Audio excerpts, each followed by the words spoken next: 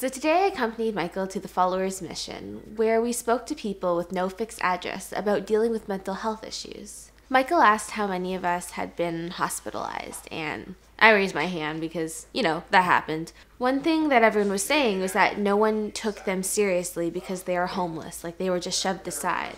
And for me, it was interesting because when I was in the hospital, no one took me seriously either, but that's because they didn't think I looked sick. I was actually scared to tell them at first about not being taken seriously for looking like this. I felt like their stuff was worse. When I did finally work up the courage to tell them, they understood because it doesn't matter for what reason you're being discriminated against. It hurts just the same. We went around the room and shared our stories, and I became closely acquainted with Bob, who had worked on both sides of the homeless system. My name is Leanne. Oh. And my name is Bob. And this is Spilt Milk.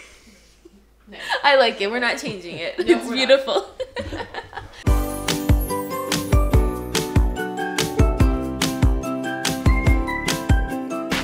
Well, I worked in the field of social services for 20 years.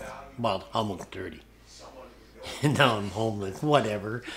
Throughout my life, I've suffered depression, anxiety, one time or another. It never goes away. Sometimes you get to be able to help people, which makes me feel good, and other times it's so goddamn frustrating. What's the best thing that you learned while working on the front lines of the streets and working in mental health? The bottom line is you can't judge people. You cannot put a label on them. The bottom line is you listen to people. You don't open your mouth. You let them talk. You're dealing with people that are looking for help. A lot of people at that time are closed-minded, whatever, but when they open up and they want that help, there's got to be somebody there.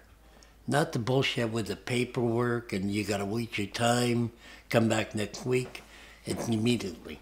You also told me a really, I think, important story about a girl that you helped when you were working. Do you mind telling that story again?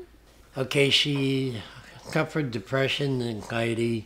She really hit the bottom of the line, like really wanted help, willing to open up.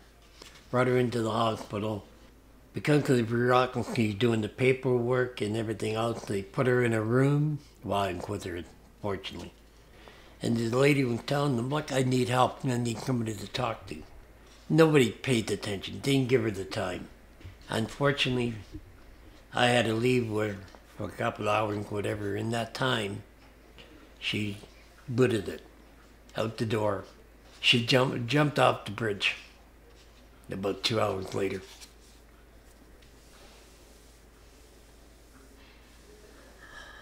She was very lucky that she had you. She has you still. If I didn't leave for 2 hours, got on. I blame the doctors because they're there to help people, and they didn't. And she fell through the cracks, and you wonder how many other people are going to fall through the cracks. One of the things I'm worried about is, even from SickNotWeak, which is a great place, a lot of our campaigns involve having a phone or having a computer. How could I help people who don't have a fixed address? How can we help get them involved? You know how you can really help? Never mind throwing money at people. Oh yeah, we'll feed the homeless for a couple of days, whatever. People are going to take that money and say, sucker, bye. The bottom line is you got to be there with them. Spend the time, listen to them. Listen, that is the point. So what we're doing with Michael today, you think are we helping? I'm not going to say yes or no to them until I get the ending, okay? And then until we come back. Until you come back. I want to come back. I live 2 blocks down from here. If you're going to be here, we can hang out. Okay. Thank you for welcome. Joining me on Spilt Milk today. You are an incredible person. Oh, well, no, I'm just one of many. This was a great experience, and I've met amazing people. And I'll definitely be coming back because this isn't something that should stay invisible. It's more convenient for people if it does stay invisible, but then we're not being truthful mental health advocates because they need it more than anyone else. Next time on Spilt Milk, we are trying to kidnap Michael's dog, Brando. Halfway through our interview, Michael came and yelled at me, and now it's on tape forever. Right? You find out.